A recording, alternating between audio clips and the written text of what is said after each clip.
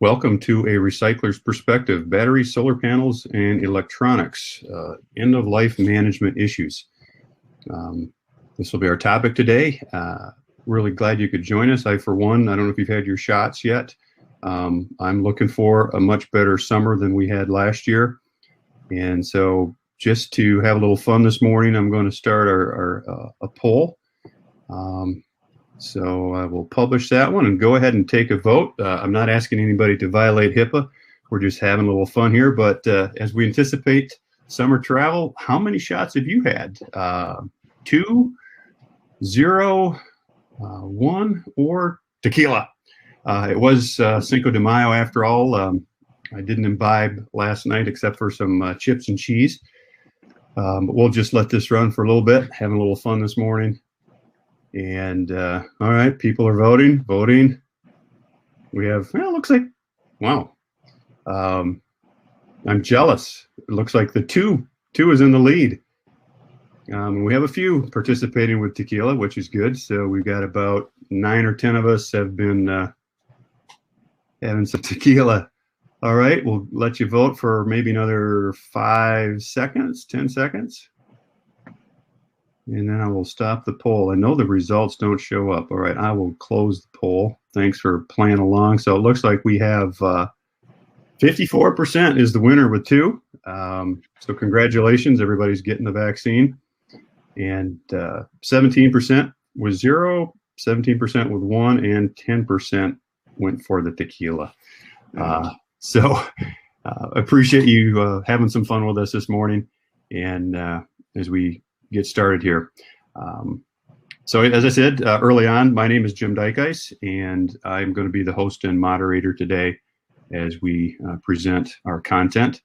And again, very happy that you could join us. Just a few procedural issues before I introduce our 3 speakers who have a lot of experience with e-waste.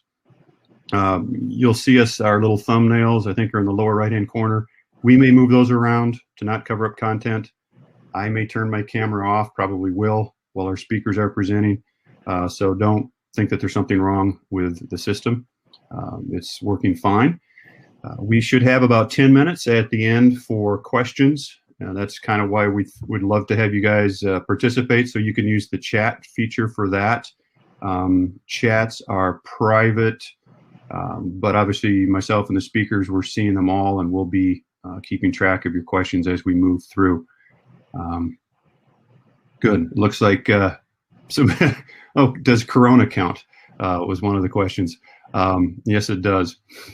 So procedurally, that's how we'll manage the questions, and we'll be getting to those at the end. This webinar is being recorded, and check your inbox about 2 hours after the webinar. You will receive a copy of the slide deck and a YouTube link to the recording. Just briefly, if there's any technical difficulties, if I get texts from 25 or 30 of you that say, hey, I can't hear you or see you, we have a little reset button that we'll hit, and it'd be 10 or 15 seconds of reset of the instance. So don't worry about that. So with those housekeeping items out of the way, let's go ahead and I'll introduce the agenda. So we're going to start with just a quick overview of who Veolia is. Many of you are customers. We never assume that everybody is. We invited a lot of folks. So it's just a very short overview. And then kind of the guts of this is, why do we recycle these items? What are the different issues that drive recycling? Recycling methods, we'll touch on the how, and that's where our experts, Kevin and Paul, will, hey, this is the process, this is what happens. And then our 4th section will kind of be about, well, in a perfect world, where would we be? Like, what are the issues, the baggage that comes along with trying to recycle these electronic items? And then the last part will be questions and answers. So that's our goal for today. So let's go ahead and jump in. I'll just lead us through a little bit on the Veolia overview here. You will see, I think the worldwide revenue is covered up. Kevin, if you want to just pop us down in the other corner, of about 29 billion. So we are a global utility that provides water, waste, and energy services. Thank you. See, so 29.7 with 181,000 employees, and you can see we are in over 50 countries in what we call 9 different geographic zones. We are the North America zone, which is the United States and Canada. And for that, we have about $2 billion in revenue and about 7,000 employees. And our last commercial, waiting for this to show up. I don't know what, guys, if the map looks like it does on mine, it's kind of a mess. I'm going to go back. Kevin, does the map look strange to you? Yes, it does. That's a really odd one. I'm going to go back one and see if it will reload. Well, I don't know why it's doing that. Suffice it to say, it's a map of the United States. If you can, if you can imagine with me. The upper right is Paul's facility in Bridgewater, Massachusetts. The lower star is Tallahassee, Florida. Phoenix is the one out west, and then we've got a couple locations in Wisconsin. Those are the electronics recycling. Again, I don't know why this is doing this, but just wanted to present, in general, some of the services on the hazardous waste side. So we do a lot of service work at people's location, as well as owning and operating treatment and storage and disposal facilities. So we will get away from that slide. Sorry about the function on our map, but it has to happen. So with that, Erin, I'd like to turn this over to you, and she's going to lead us through the concept of why are we recycling these. So take it away, Erin. Thank you. So I've been in the industry for 23 years, and the question I get asked most is, why should I spend my time and money to recycle? Well, the easy answer is recycling turns materials that would otherwise become garbage into valuable resources. So this minimizes the impact of mining and production of metals. Recycling helps reduce our reliance on conflict minerals. So conflict minerals are raw minerals that are mined in an area of conflict. They're traded illicitly and usually used to finance the fighting. So right now, conflict minerals are tin, tungsten, tantalum, and gold. All are used in the manufacture of electronics, primarily our cell phones. So companies are required by the SEC to report the use and source of conflict minerals. Recycling is a necessary component of circular economy. So circular economy is the principle where materials and products are used several times, reducing the need for virgin materials. This is in contrast to the take it, make it, and dispose of it model. In circular economy, recycling is last after reuse, repair, and remanufacture. So we talk about cradle to grave in our industry quite a bit. Circular economy is more like cradle to cradle. So recycling is crucial in the environmental social governance movement. This is also called sustainable investing. It is basically the set of standards used by conscious investors to screen potential investments. They measure sustainability and societal impact of a company. A good example of this is Larry Fink of BlackRock. He sends an annual letter to his CEOs. For many years, he's included climate change, but this year, he also explained how organizations who adopt a net zero emission strategy will be more successful than those who are not navigating this transition. Right now, companies with better environmental social governance policies are outperforming their peers. There have been a lot of studies done, and studies have shown that consumers of today and tomorrow will be more conscious of the practices of the manufacturer and will take allegiance with those demonstrating a strategy or a strong commitment to the environment. Most companies want to recycle. Some companies have to. A good example of this is the CRM company Salesforce. I'm sure many people on this call are very familiar with Salesforce. Salesforce now requires its suppliers to agree to a sustainability scorecard, mostly around reducing greenhouse gas emissions. So if the supplier breaches this contract, there's a fee. It's not so much a penalty, but it's more of it's used basically to purchase offsets or to fund the planting of trees. So recycling is required by many organizations just because they're in their pollution prevention programs. Lamp recycling specifically is required by green buildings to get their LEED certification. And lastly, protecting the environment also protects companies from financial and regulatory liability. There are federal and state regulations that require recycling as a means of proper disposal. So we're going to look at some of those. First one, RCRA, Resource Conservation Recovery Act. This was done in 1976. This is the law that regulates the generation, treatment, storage, handling, and disposal of hazardous waste. The US EPA requires generators to properly classify their waste as hazardous if it's listed or characteristic. It is illegal to dispose of these in the garbage. Some components in spent solar panels, batteries, lamps, computers, and electronics may be hazardous waste. Fines for environmental noncompliance can be up to $74,000 per occurrence per day. So that's a lot. And then we have Universal Waste Rule. The EPA adopted the Universal Waste Rule to reduce the regulatory burden and to promote recycling. So universal waste includes batteries, mercury devices, pesticides, and lamps. Universal Waste Rule reduces paperwork and transportation requirements. We can take lamps and batteries in our cars. We don't have to put it on a hazardous waste permitted truck. We can use a bill of lading instead of a hazardous waste manifest. Universal waste must either be recycled at a licensed facility or a treated permitted hazardous waste facility. So solid waste, again, is not a legal option. There may be an exemption for very small customers. A universal waste law was adopted, but not effective in all states. By 2003, all the states had adopted the regulation. They're allowed to make their own laws stricter. So many states added low-level mercury lamps, and some even went further to add aerosol cans and solar panels. CERCLA, affectionately known as Superfund. This is the granddaddy of all environmental regulations. The Comprehensive Environmental Response, Compensation, and Liability Act, CERCLA, established in 1980. This established a program for the investigation and cleanup of facilities from which there has been a release of any hazardous waste into the environment. It was initially funded through a Superfund tax on oil. The legal and financial liability under Superfund is cradle to grave, meaning the liability exists as long as that waste exists.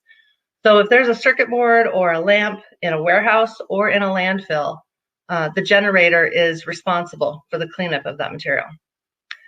Liability is strict, meaning the liability is imposed in the absence of fault, knowledge, intent, negligence, breach of contract, any other direct or indirect wrongdoing by the party held responsible. So this means that companies are still financially responsible for any material that is legally disposed of today that becomes regulated down the road. Good example of this is PFAS, a common current topic right now. PFAS are man-made chemicals. They're used in products to resist heat, like in cookware. Also used to resist oil, stains, grease, and water. PFAS, it's currently legal to throw these items away, but they're under review by the EPA and will be most likely regulated very soon. Back to Superfund. Superfund is joint and several. Each party involved is individually liable for the entire cost of the cleanup. It's another big one. So under Superfund, there's no contract, indemnification, or any other agreement among parties that can remove this liability. And there's no small quantity exemption from this liability. So, Aaron, just a question. And before I get to my question, I forgot to introduce everybody because the map threw me for a loop. Very quickly, Aaron is one of our regional account managers. She's got over 24 years experience. Paul Conca is our operations manager for West Bridgewater. Again, over 21 years, I think, with Veolia. And Kevin Shaver is the general manager of our electronics recycling group.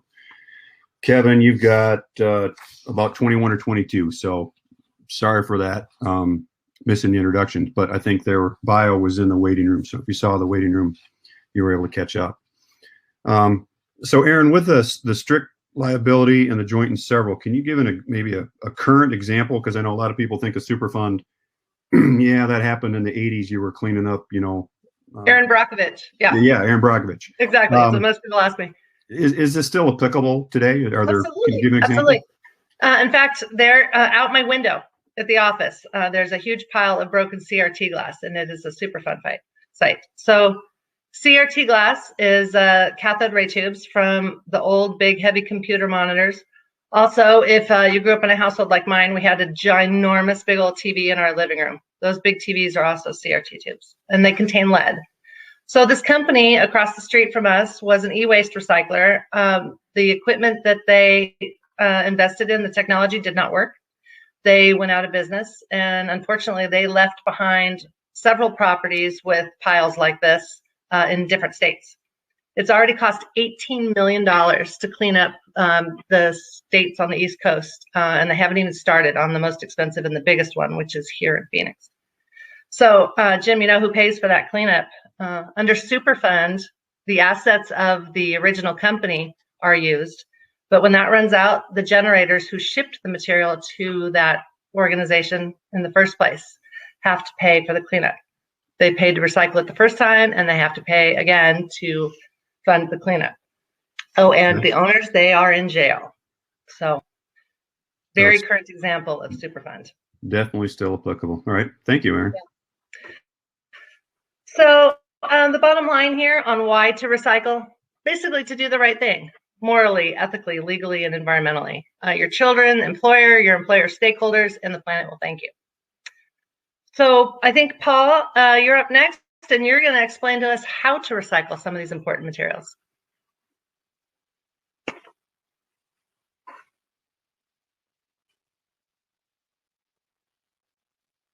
Paul might be on mute.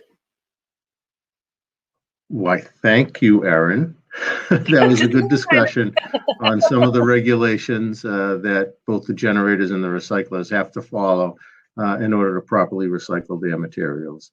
So now we're going to discuss how things are recycled. This will be a high overview of end-of-life battery, lithium-ion battery recycling, electronics recycling, and solar panel recycling, and also a film on mercury lamp recycling.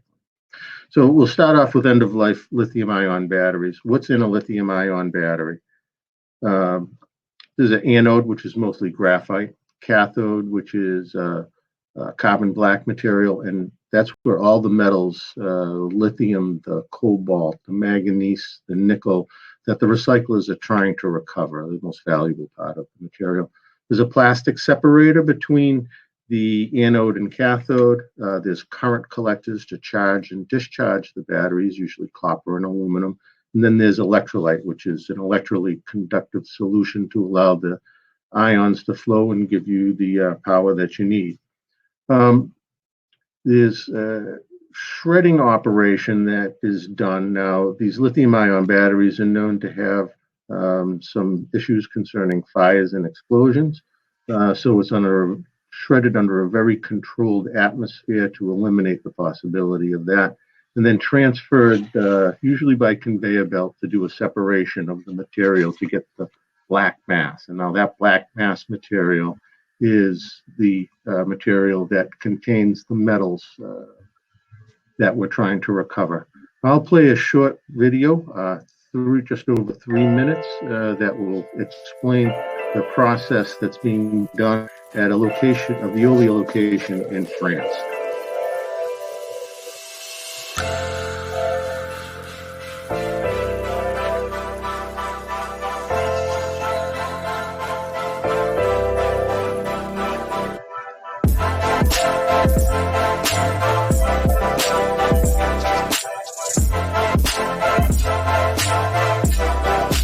Il y a 5 étapes dans le recyclage des batteries. Nous allons d'abord procéder au démantèlement des batteries de véhicules électriques. Ensuite, nous allons extraire de ce module des cellules. Et ces cellules, nous allons enfin les broyer. On va passer dans une machine de séparation qui va nous permettre d'extraire, disons, trois fractions majeures. Le papier et le plastique, des ferrailles qui vont être envoyées dans l'industrie métallurgique, qui vont être refondues pour fabriquer de nouveaux alliages. Une dernière partie qui est ce qu'on appelle la black mass. Cette black mass, c'est la poudre noire que l'on va extraire de l'intérieur de la cellule, qui contient l'intégralité des métaux actifs, des matériaux actifs de la cellule. Et lorsqu'ils ont été extraits, tous ces matériaux sont renvoyés également dans l'industrie métallurgique pour pouvoir fabriquer, par exemple pour l'hydroxyde de nickel, il va servir de base à la fabrication d'inox, qui peut servir pour la tôle des voitures, par exemple.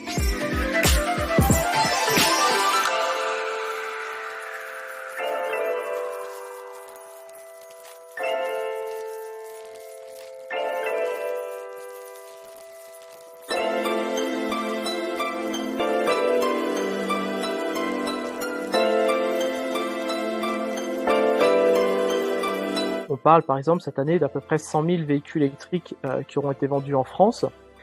C'est autant de batteries qu'il y aura à recycler dans une dizaine d'années.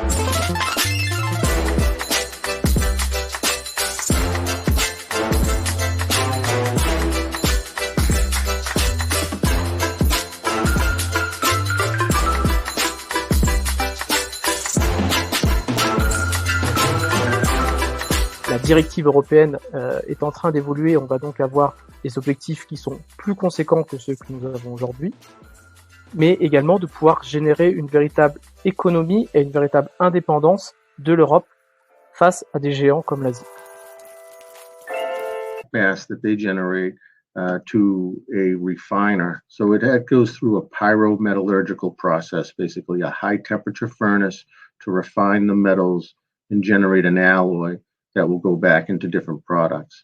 Currently, there are companies that are developing hydrometallurgical processes, and these processes are basically kind of like a wastewater treatment synthesis process in order to get metal salts that will go directly into into battery manufacturing, to go into new batteries, and then into electronics. And that kind of brings us right to our next subject, which is electronics recycling. I've worked at an electronics facility for a little while now and have seen all sorts of different types of materials come into our facility, all different grades. And basically, you take these materials and separate them or sort them to a triage by grade. High grade materials, things such as laboratory equipment, medical equipment, high-end computers, telecommunication equipment, down to your low-grade type materials, your consumer electronics, printers, microwave ovens, things that are generally plastic with small amounts of electronics in them. And then there's also materials that come in various states of disrepair, where components where maybe the generator did some dismantling or parts harvesting themselves. It's very important to remove what we call focus materials from these electronics before you go through to the recovery process by the end users. And those focus materials are batteries, mercury, polychlorinated biphenyls, cathode ray tubes, and even the printed circuit boards that may have lead or cadmium. So you can do a manual dismantling process, and that's when you're trying to basically harvest particular items from inside the electronics that you need to separate accurately. Then there's also automated recycling, where you're using basically a shredder. So the materials are placed into a shredder. Once the materials are shred to a point where they can be separated, you utilize things like a magnetic separator to remove ferrous metals, eddy currents to remove non-ferrous metals, then things like optical sorters or shaker tables to separate out different components like plastics and printed circuit boards. So if you in one of these facilities and you generate a lot of a particular type of plastic, that plastic would go to another facility for granulation, melting, then extrusion, pelletization, and those pellets will be used to make new plastic products. Currently at our facility here in Massachusetts, the plastics that are generated from our manual dismantling go to a local company that granulates the material and uses it as a substitute for aggregate in the manufacture of concrete. It's pretty interesting. So you have ferrous metals, those go, that's basically steel, goes to steel prepared and then to steel refineries. The non-ferrous metals will go to the appropriate refiner for aluminum, brass, things of that nature. Then you have your circuit board material, that material, try to sort by grade because you want to try to get the best value for the materials and not get higher grade materials mixed with low grade materials. That material is shipped to a facility that prepares the material for the refiner. They go through a shredding process, and at different parts of the shredding process, they'll take samples.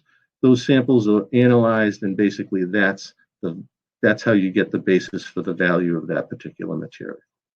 Then materials are shipped, those materials are ultimately shipped to a smelter where they're doing precious metals recovery, copper, silver, gold, palladium, platinum, or any other metals that are found in high concentration that the refiner is trying to get. Let's see. So we're going to be going to mercury lamp recycling, and I'll hand it off to Kevin. Kevin? Thanks, Paul.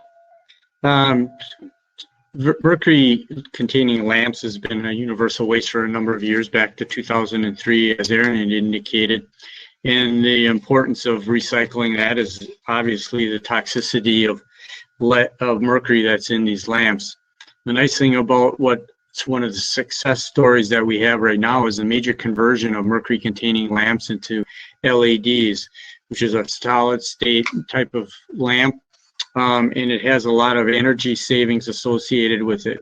So where are we in the adoption of the lamps? The commercial properties currently have converted about 44% of mercury-containing lamps into LEDs, and by 2025, we will see 72% of it converted over. So in the meantime, we still need to make sure that we're properly recycling our mercury-bearing lamps. Veolia has 4 locations across the United States that process that material, and in 2019 we processed over 18 million pounds of mercury-containing lamps. We'll see a video of our West Bridgewater facility launching it into the recycling of the lamps.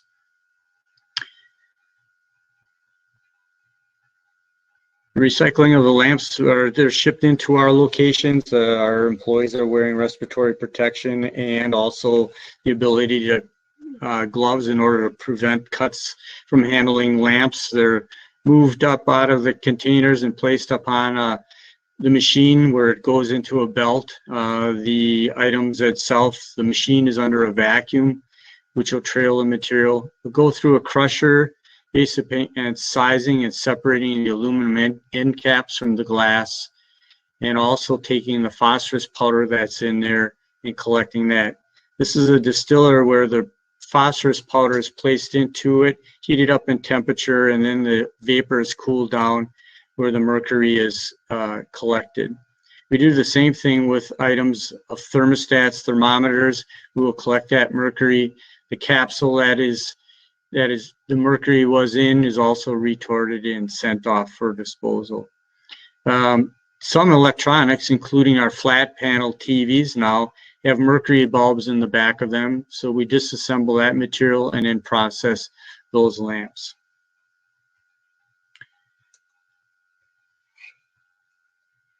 We'll go ahead and discuss solar panels. Solar panels is an up-and-coming industry. Currently in the United States, there's about 9.5 million metric tons of solar panels that have been installed across the United States. And that number is just going to continue to grow exponentially over the next several years. So the most current type of solar panel is a silicon-based module. That represents about 90% of the solar panels that are in the industry. There's also another one in the industry that's a cadmium tellurium matrix, and that's done by First Solar. So we're going to focus on the most prevalent solar panels that we have. As you can see in this cross section in the middle of the screen, glass is the largest component for it. It amounts to 75% by weight of the material that needs to be recycled. The solar panel is held together by brackets around the outside of it, and that's done. It's an aluminum bracket, lightweight, so it has lighter installation equipment costs associated with it. And then the sandwich that's in between it, that sandwiches the cells, is an EVA barrier, and there's one on the bottom that protects the cells, and that's where the energy is brought into and converted from the sun into energy. You run out through a box of a junction box and cables, and that allows it to go to the grid.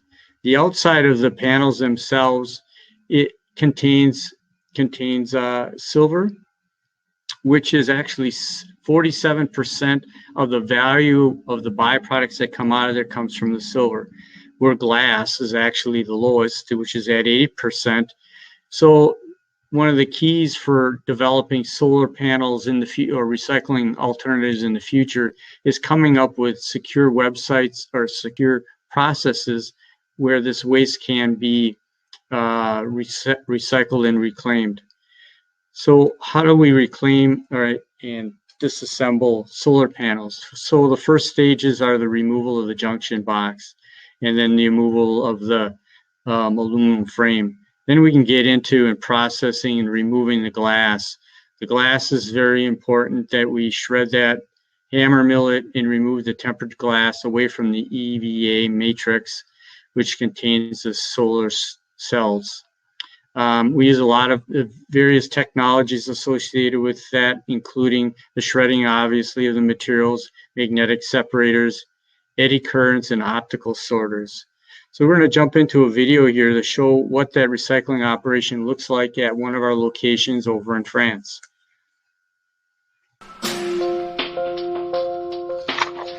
The French operations are actually supported by a producer responsibility program, and V-Solar is the company that dictates and manages that program. La fonction de l'unité de Veolia Rousset, à côté d'Aix-en-Provence, est de traiter l'entièreté des panneaux photovoltaïques de type cristallin pour l'ensemble de la France sur le site. Les panneaux solaires qui arrivent sur le site sont collectés par notre partenaire PV Cycle. PV Cycle est un éco-organisme à but non lucratif et agréé par les pouvoirs publics.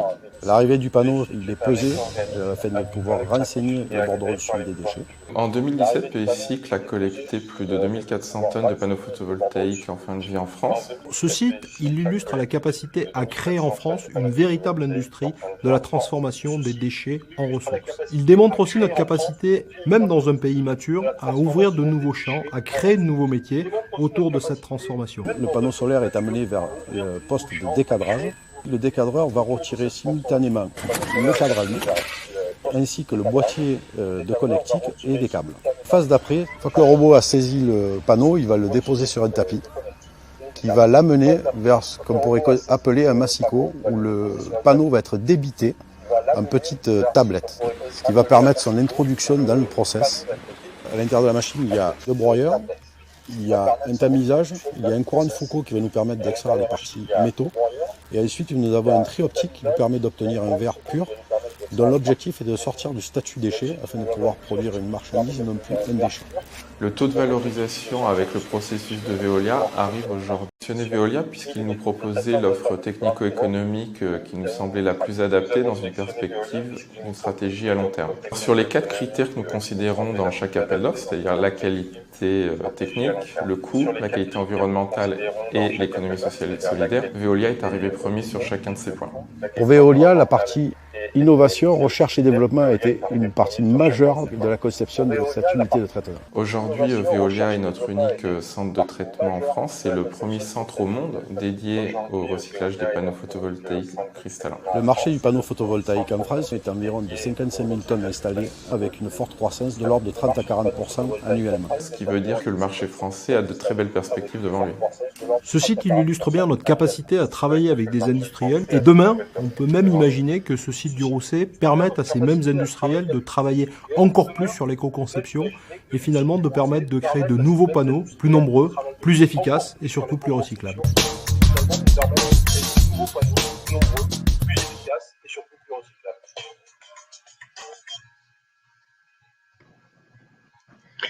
So it's an interesting facility that we have over in France, and be able to recover 95% of the material that's in there. The key is, again, is the sourcing of the byproducts that come out of there and the ability to reintroduce the metals that are in there into reusable parts and materials. So what are the related issues and concerns that we have for recycling some of the materials that we talked about?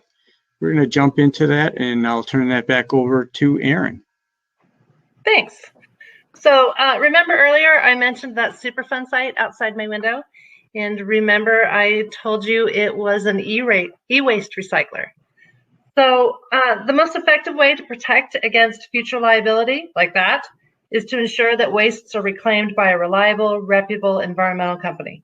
But how do you choose? That's a big question. So there are some certification programs out there to help you decide. eStewards is one. R2 Responsible Recycling is another. Veolia's facilities are R2 certified. There's also RIOS, the Recycling Industry Operating Standard, and NIAD, National Association for Information Destruction. All of these have excellent websites with a lot of detailed information.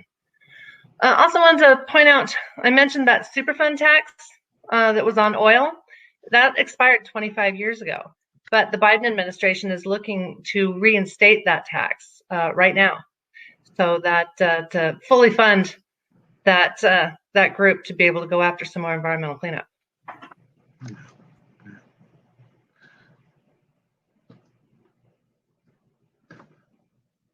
My turn.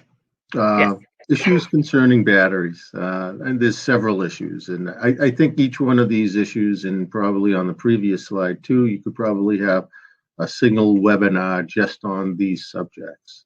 So as far as batteries are concerned, especially the lithium ion batteries, where the electrolyte material is a organic material and potentially flammable, and damage to them can cause fires or explosions. And I think everybody's seen, on the news, news articles about people with a phone or a vape device in their pocket or near their face where it explodes and catches on fire and could potentially cause some physical damage.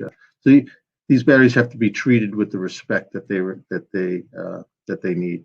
Also, if you have batteries in series, they're fully charged, you have the potential for discharge if they're mishandled. So material handling is key. So it can be very dangerous. I know that it's what I call one of the most hazardous materials that we accept because of the potential issues that they might have from a health and safety standpoint and a fire standpoint. Also, as these batteries get much larger, they're more difficult to dismantle. They have some of them, especially the electronic vehicle batteries, will have basically a little computer of their own controlling and monitoring the batteries themselves, or controlling a coolant inlet or outlet. So they're very difficult to understand how to dismantle, and you have to make sure that you dismantle them in a way that's not going to cause issues as far as potential fires or quick discharge of electricity. Also, battery chemistry differences now and in the future. So you have lead acid batteries, alkaline, nickel cadmium, nickel metal hydride, nickel hydrogen, and then even within the lithium batteries, there's lithium metal and lithium ion. And in the lithium ion battery sector, there's lithium cobalt oxide, lithium nickel cobalt aluminum oxide, lithium nickel manganese cobalt oxide. It's all different types. So the end users want to get a nicely sorted material, so you have to understand the differences in the battery chemistries, and proper identification of these is key. Also, there's the fact that there's some companies out there now that are putting large amounts of capital into processes for the recycling of certain battery chemistry types, when in actuality we don't know. There may be some research and development that's going to be done that will develop a new type of battery that has a higher energy density, or is able to be charged and discharged more times than the current battery technology allows. And we may need to look at different types of recycling in the future, because the lithium ion battery chemistry may not be the battery of the future. Who knows? Only time will tell.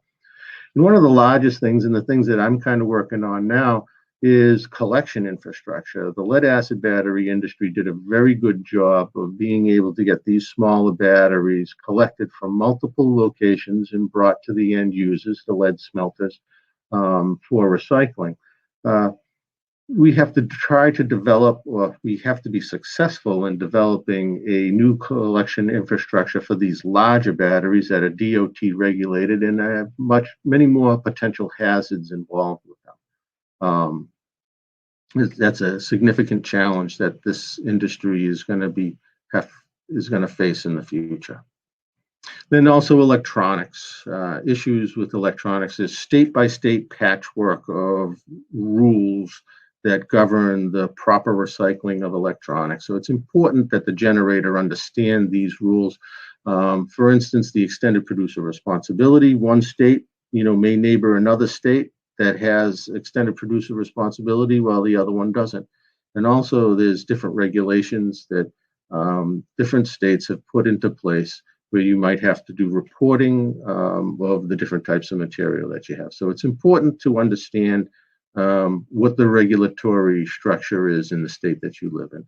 And then also there's regulations that, aren't even associated with recycling that have an impact on the recycling industry, like HIPAA, which is a medical data security regulation. Sarbanes-Oxley and Graham-Leach-Biley are financial rules about data, financial data. So the generator needs to understand that to send the material to a facility that has the capability to do data erasure or sanitization or degaussing, maybe followed by shredding. And then now with the new solid state type of memory, you have to use a pulverization in order to ensure that the data has been sufficiently eradicated. And then, like I had mentioned earlier too, is the removal of materials in electronics that may have a negative impact on the environment, and they need to be properly removed and disposed of prior to recycling. And you have to make sure that the facility you send it to is capable of doing just that. So I guess we'll move to solar panels. Kevin? Thanks, Paul. One of the key regulatory issues associated with solar panels is the simple fact that we're starting to see them come into play. Typically, a solar panel has a life between 20 and 25 years. And we're going to start seeing panels that come out that may still have the lead tin solder associated with them instead of the silver solder that had been in the place. So processing that leaded material is going to be a challenge, and making sure that we have legitimate recycling for all the materials that we're pulling out of the stream. The other thing is just the low value of the panel constituents that I talked about before, where glass is 8% of the possible return value out of it, but it's 75% of the general weight. And the landfilling economic alternative is really more cost effective than recycling. A solar panel recycling can range from $15 to $45 a panel, while landfill costs as a non-hazardous solid waste could be $1 a unit, and if it's a hazardous waste, could be as much as $5 a unit. So we have to look at that economic alternative for landfilling and push actually to the recycling and reuse of the materials that come out of it. The other thing that's new and developing is the management of the the regulations associated with managing the solar panels. So I want to give you two examples of where regulations are currently developed. In California, they've designated solar panels as being a universal waste classification, which falls basically right in line with what we've done in the past with batteries and mercury bulbs, to allow for more material to come into the recycling stream instead of going for out this disposal. In California, facilities will have the ability to accumulate solar panels for 1 year, and then they need to be processed. The other thing is processing facilities need to make sure that they have the financial assurances and a closure plan that dictates how much money is involved with actually closing a facility when it's time to move a solar panel recycler out, or actually having the ability set aside for the financing from the utility company in order to process that material. So more to come on that, on those regulations. In Washington State, they actually have extended producer responsibility, similar to what we have in France, and that will drive the legislation or in the development in other states also, with recycling plans, making sure that you're recycling that material. And in the Washington State scenario, is they expect 85% of the material that comes out of a solar panel to either be reused or recycled. So that will be driving what legislation may happen in other states by the time you combine these two bills together. Jim, I'll hand it over to you for summing up the key takeaways for the presentation. Yeah, thank you, Kevin and Paul and Aaron. This is just kind of wrapping things up before we get to questions and answers. And again, a lot of questions have been coming in on the chat. Please feel free to put a few more in there. Kevin and Paul, I've put them in the, tried to copy them, put them in the question document so we can kind of run through them. So, we talked about the why we should recycle. And Aaron kind of walked us through what I would summarize as a carrot and a stick approach. Excuse me, let me take a drink of water.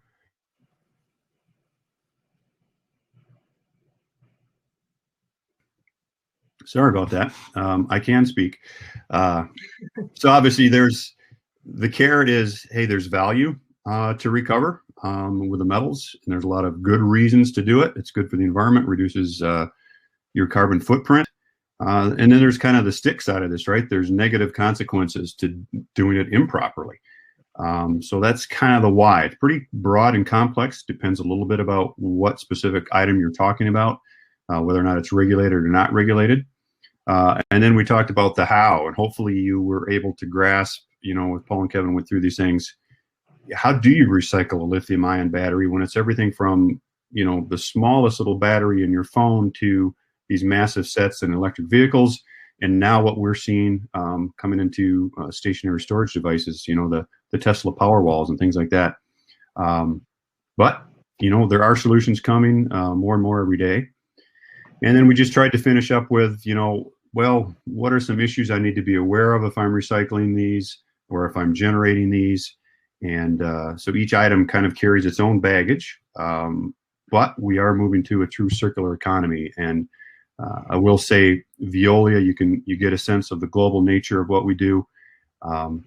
We're committed to ecological transformation. That's kind of our new tagline as we move into driving towards the full circular economy. So with that, let me, someone is getting more information. That's great. I'll try to maybe come back to those questions in a second, because I think I've got another list. So here we go.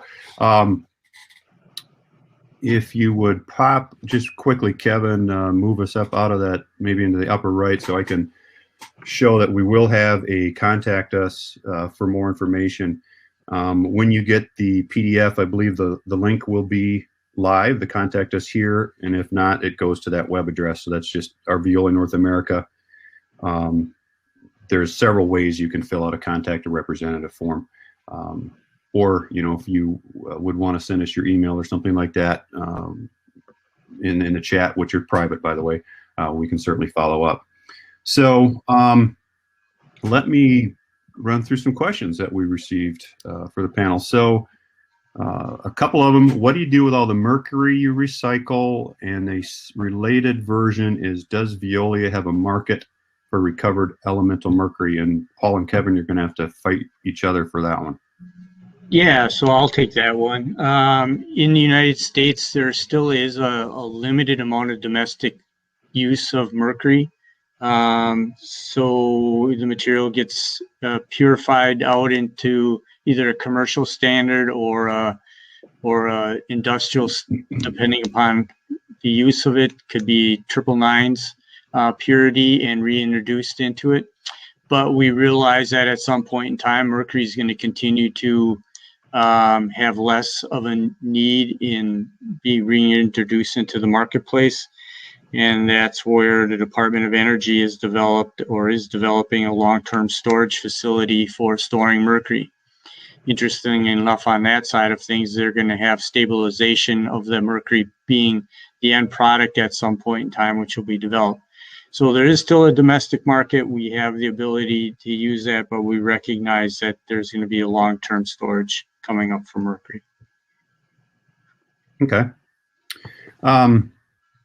Here's kind of a general question. Probably applies to all of these items, so maybe you're going to have to pick one and run through it. But can you give us the cost of the recycling process? Who's paying the cost? And will that cost shift to others in the future? You know, I know, Kevin, you were talking a little bit about solar panels. If you want to zero in on that, or you can talk about lamps or whatever. Yeah, so a lot has to do with how sometimes they were put into for recall. I'll give you an example. Thermostat Recycling Corporation, which has a program that allows for thermostats to be collected across the United States and shipped to a processor. And that processing and shipping cost is all covered by the association.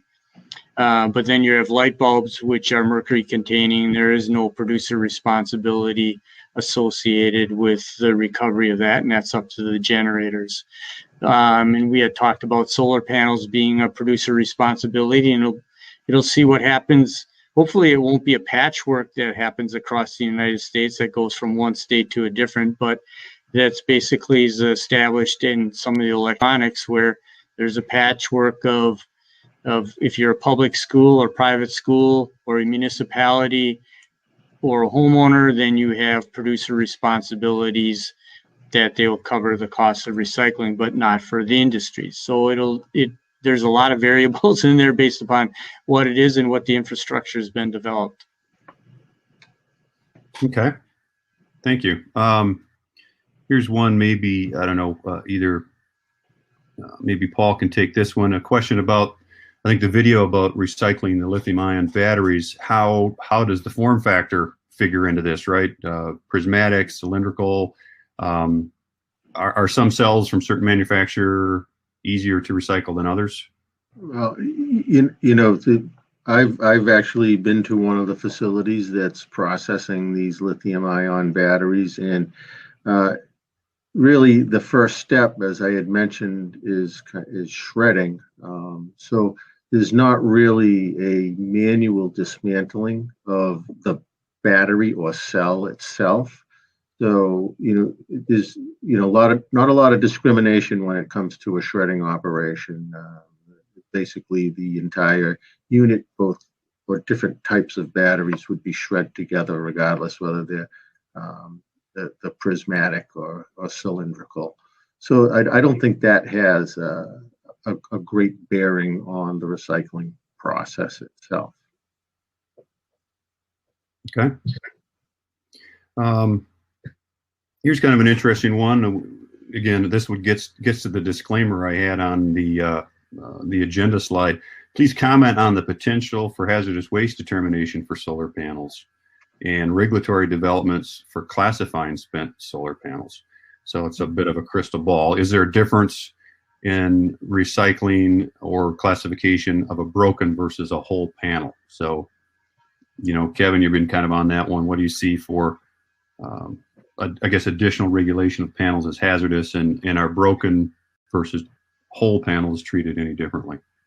Yeah, so the first part of it is the older lamp or the older solar panels typically have a lead tin solder associated with that, which would make them a hazardous waste. If the TCLP, they fail for TCLP. I mean, it comes down to the rest of the waste classification. So then it's up to the US EPA and the states to say, are we going to go and manage them as a universal waste, or are they still going to be classified as a hazardous waste and not have regulatory relief on it? So that will be developed over time.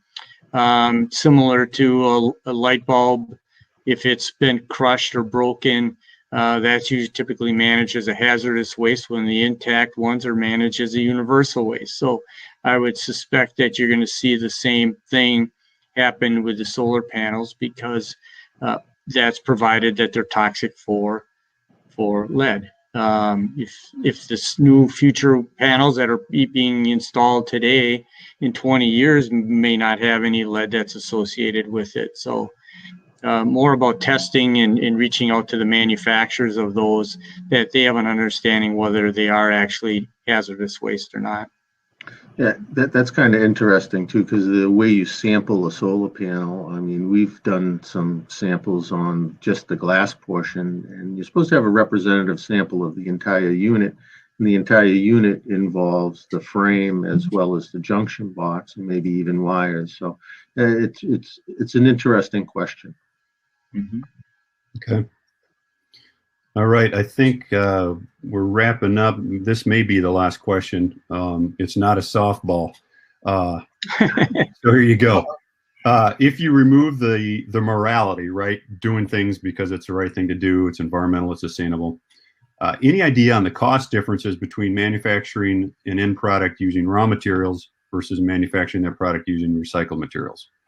So again, I'm sure we don't have numbers on those, but obviously you could go to the aluminum can recycling industry and it costs a lot less to melt down a can and make another aluminum can than to mine the bauxite and everything else.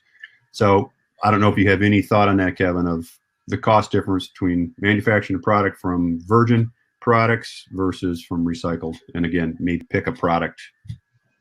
Yeah, so let's look at a lithium ion battery, right, for the automotive industry.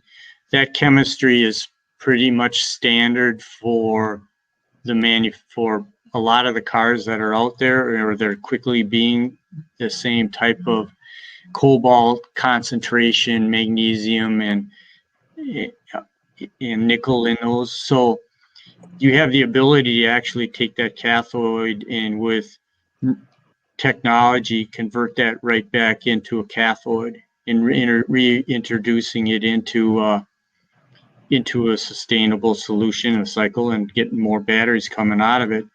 Now, if you stop your recycling operations in a black mass and you send it off for thermal recovery or pyrolysis, thermal recovery, then you end up with just the salts coming or the metals coming back out. So it depends upon where you're going to go with it and where the outlet's going to be for the use of that cobalt or manganese or copper, or so that's one of the interesting things that'll develop over time. And then you have some batteries like that are in your handheld batteries for tools. Most of those are a lithium iron phosphate battery, which the back end of the value isn't the same as what's in an automotive. So that's going to have a different process associated with it. And it's probably cheaper at that level to make brand new batteries and to try to introduce some component cathode back into that type of battery. Okay, great. You're right. It's not a softball. Well, thank you very much. We'll just wrap things up. We're kind of right on the hour. I'd like to thank everybody for attending. Thanks for all the great questions. Again, keep an eye on your inbox. You'll get the slide deck and the link. Our next webinar is June 3rd, and it's going to be more RCRA focused. We're going to be focusing on like the top 20 RCRA violations common to generators of hazardous waste and how to mitigate those. If you'd like to stay in the room after we close the webinar, there will be a short survey. You don't have to do that. Otherwise, we will officially end the webinar. And again, thank you for attending. Thank you, everyone.